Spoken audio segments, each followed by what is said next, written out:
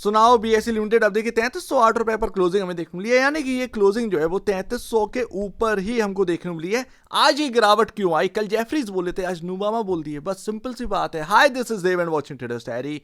पीछे पड़ के रह गए हैं लोग एंड कल जेफरीज की वजह से जो गिरावट आई थी वो एक अच्छी खासी रिकवरी भी हमने लोअर लेवल से देख ली थी और हम अच्छी जगह पर बंद भी थे। बट नुवामा जैसे ही बोलता है उनके बाद नुवामा यहां पर ना बाई से सीधा होल्ड पर चला जाता है।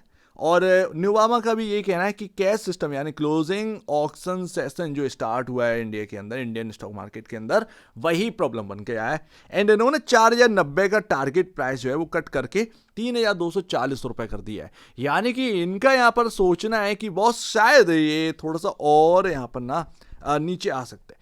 अब दो बड़े दिग्गज हाउसेस हैं जो कि ये बात कर रहे हैं, लेकिन भगवान तो नहीं है भाई, सिंपल सी बात है, भगवान तो नहीं है। आज भी वही चीज हुई, नीचे गए बट क्लोजिंग जो है वो 3300 के ऊपर।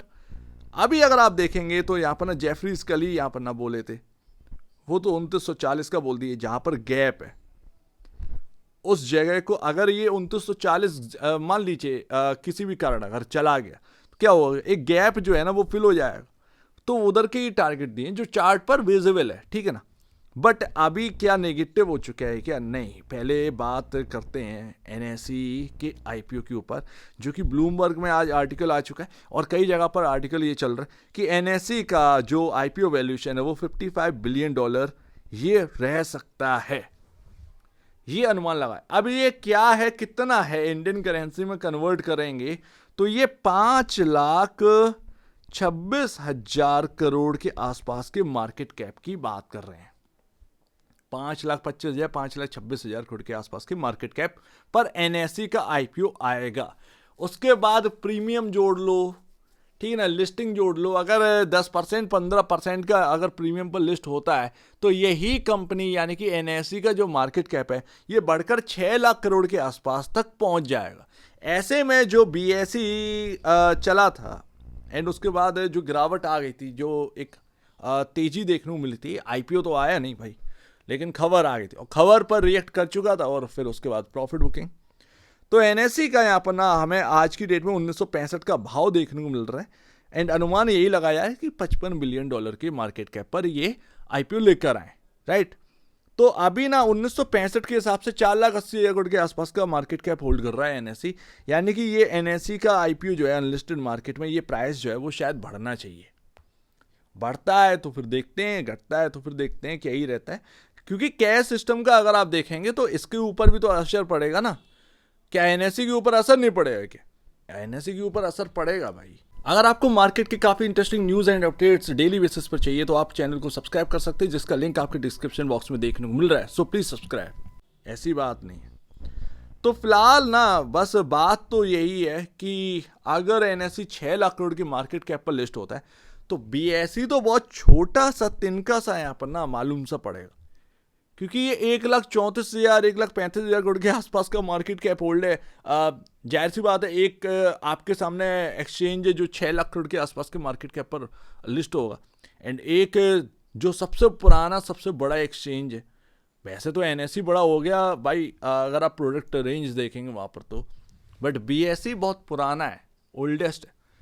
तो अभी वो कंपनी का मार्केट कैप सिर्फ 1,34,000 करोड़ के आसपास का होएगा, तो वो बहुत छोटा सा लगेगा। तो अपॉर्चुनिटी के हिसाब से कई लोगों का मानना, देखिए अभी जो भी दिक्कतें आ रही हैं, अगर आप एनालिस्टों की बात सुनेंगे, जो निफ्टी 50 का हिस्सा बनने जा रहा है नेक्स्ट मंथ, तो वो क्या होगा, शायद उसकी वजह से एडजस्टमेंट की वजह से यहाँ पर ना गिरावट आ रही है या फिर वगैरह वगैरह, किसी की अलग बात है। कैश सिस्टम यहाँ पर ना प्रॉब्लम लेके आए और वो ला भी रहा है। कैश सिस्टम हमारे मार्केट के लिए भले ही सुटेबल हो, बट लोग भाग रहे हैं। रिटेल इन्वेस्टर वैसे भी इंडिया के अंदर बहुत कम था, 60-70 लाख लोग रिटेल इन्वेस्टर हैं, वो सॉरी रिटेल ट्रेडर हैं।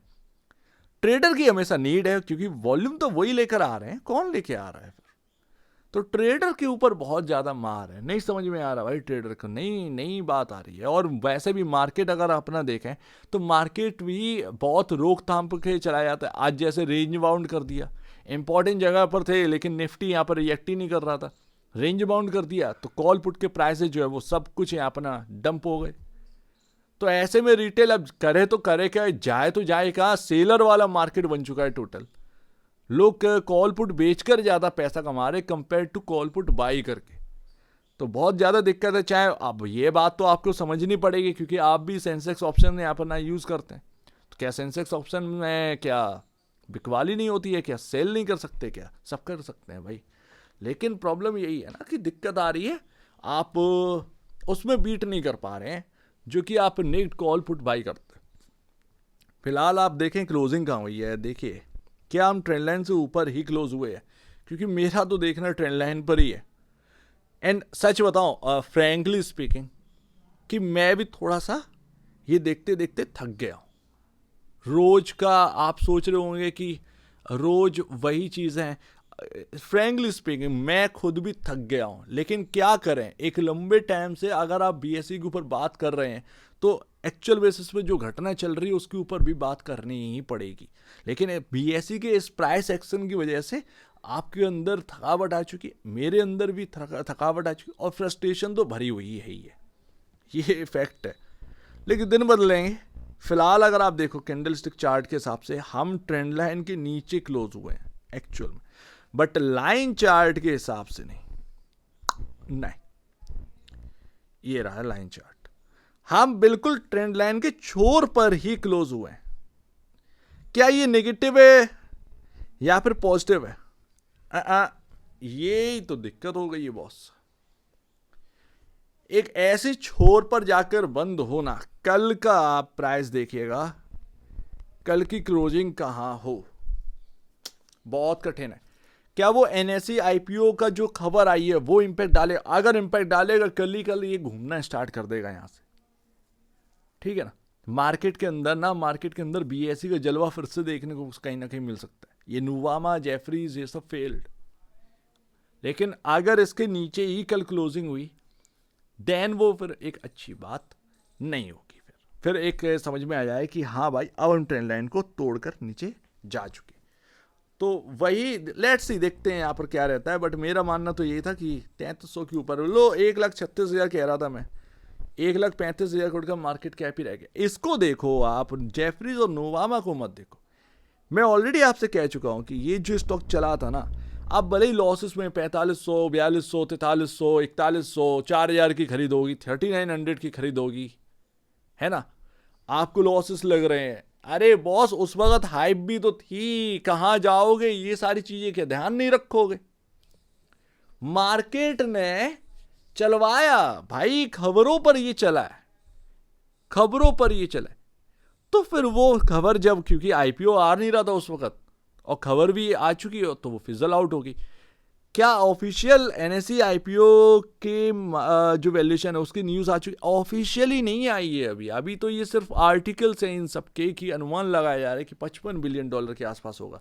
अब ये अनुमान लगा रहे हैं तो कहीं ना कहीं अनुमान सही भी हो सकता है। बट बीएसई के अगर आप खुद के जो है आप फाइनेंशियल इंडिकेटर्स देखोगे तो ही तो आप समझ में आएगा। 47.71 का पी रेशियो रह चुके, 67.49 के 15.40 का प्राइस टू बुक वैल्यू रह चुका है। कल ये 26 गुना पर काम करता है, हालांकि वो काफ़ी महंगा था। मैं खुद ही आपसे कह रहा था ये बहुत महंगा है, कन्विक्शन नहीं आ रहा था, एक डर था कि 26 पर आ चुका है और कितना ही तुम दम दोगे। एंड वो हुआ क्या, वो नहीं हो पाया फिर। तो वही है। लेकिन क्या राइट वैल्यू के आसपास बीएसई का स्टॉक आ चुका है? मैं तो भाई आपसे कह रहा हूं कि बॉस थोड़ा सा और रुक जाओ, ये राइट वैल्यू की तरफ ही है, शुरुआत हो चुकी है राइट वैल्यू की। 15 गुना प्राइस टू बुक वैल्यू पर अब ये ट्रेड कर रहा है। पिछली बार जब बीएसई घूमा था, आपको याद हो, और नया हाई लगाया था, तब ये 14 टाइम था और देखा था कितनी तेज घूमा था। तो देखते हैं। बट फिलहाल अगर आप देखेंगे मुझसे, अगर चार्ट के बारे में, क्योंकि चार्ट ही समझ में आ सकता है भाई, फंडामेंटल तो चलो ठीक है समझ में आ गए। आज जो एक ना आपको सपोर्ट भी मिला है वो 200 डेमा से ही सपोर्ट मिला।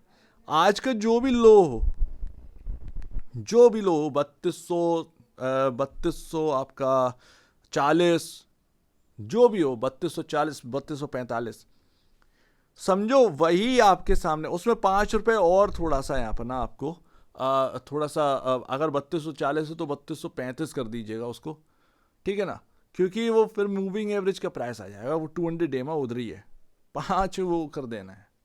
तो ध्यान रखना भाई, मूविंग एवरेज का प्राइस है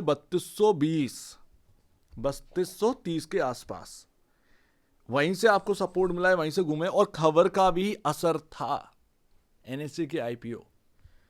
तो अब देखते हैं भैया, बहुत दिन हो गए ऐसी कैंडल भी ना बनी, फर्स्ट टाइम है आफ्टर लॉन्ग टाइम बीएससी के अंदर ये वाली कैंडल जो आज की डेट में बंद हुई है, वो आप देखो कई लंबे टाइम बाद यहाँ पर ना अपने को देखने को मिल रही है। क्या अब यहाँ पर ना स्थिति बदलेगी? कल का दिन काफ़ी इंपॉर्टेंट है, देखिएगा। लेकिन जो मैंने आपको ट्रेंड लाइन की बता रहा हूँ, या तो तुम बना लो उसको अपने चार्ट पर, ज़्यादा बेहतर है, तो डिटेल में कवर कर सकते हो, खुद देख सकते हो कि क्या हो रहा है। अदरवाइज है भाई, एक लंबा टाइम रहता, कौन सा यहाँ पर ना अपडेट टू अपडेट कर रहा हूँ, तो ये भी ध्यान रखिएगा। वो ट्रेंड लाइन तो आप पावर समझे गए होंगे, जैसे ही वहाँ से आए उधर एकदम से कल के दिन हम लोगों ने पुल बैक देखा, बट आज क्या हुआ, वो नुवामा का जैसे ही एक प्राइस टारगेट कट जो आया, उसने सब कुछ बड़ा बिगाड़ दिया, फिर से नीचे आया भी ऐसे, फिर चले गए। लेकिन कम से कम ये भी तुम देखो कि कोई बहुत बड़ा डाउन साइड अब आपको नहीं देखने को, 1.5-2% गिरता है फिर एकदम से रिकवर हो जाता है ना। ये क्या संकेत है? ये साफ साफ संकेत दे रहे हैं बॉस कि अब ज़्यादा कोई हैवी, कोई वैसी गिरावट का कोई आशंका नहीं लग रही है, बस वो ट्रेंड लाइन के नीचे बंद ना हो। कल का दिन वॉच करेंगे, कल देखते हैं कि बीएसई कैसे रिएक्ट करता है। अगर कवर होना होगा तो यहीं से हो जाएगा, और अगर क्लोजिंग इसके नीचे मिलनी है तो वो फिर मिल के ही रहेगी, फिर तो अपने सर्कमस्टांसेस जो है वो सारे के सारे चेंज हो जाएंगे, ठीक है ना। यानी कि वो साफ साफ हो जाएगा फिर कि अभी बीएसई के अंदर बुल रन शायद अभी स्टार्ट नहीं हो पाएगा, तो ये चीज़ है। सो लेट्स सी देखते हैं, लेट्स सी, उम्मीद है कि यही ट्रेंड लाइन आपको बचा ले। रिलायंस में भी ऐसी ट्रेंड लाइन ने बचाया था, उस वक्त रिलायंस 1210 के आसपास का शायद प्राइस हिट किया था, और मैंने आपको वही 2018-2021 की ट्रेंड लाइन दिखाई थी, एंड वहीं से वो स्टॉक घूमा था और फिर 1600 के आसपास, 1500 के आसपास गया था। तो रिलायंस में ये हो चुका है, लेट्स सी बीएसई के अंदर ये होता है या नहीं होता है। सो उम्मीद है काफ़ी कुछ आपको समझ में आया होगा। एक बार वैसे पहले या बेचने से पहले अपने ब्रोकर एडवाइस से जो चला लीजिएगा, खुद की स्टडी करेगा, उससे बेहतर कुछ भी नहीं है, खुद की स्टडी मस्ट है। तो अब दीजिए मुझे वीडियो देखिए, बहुत धन्यवाद दोस्तों।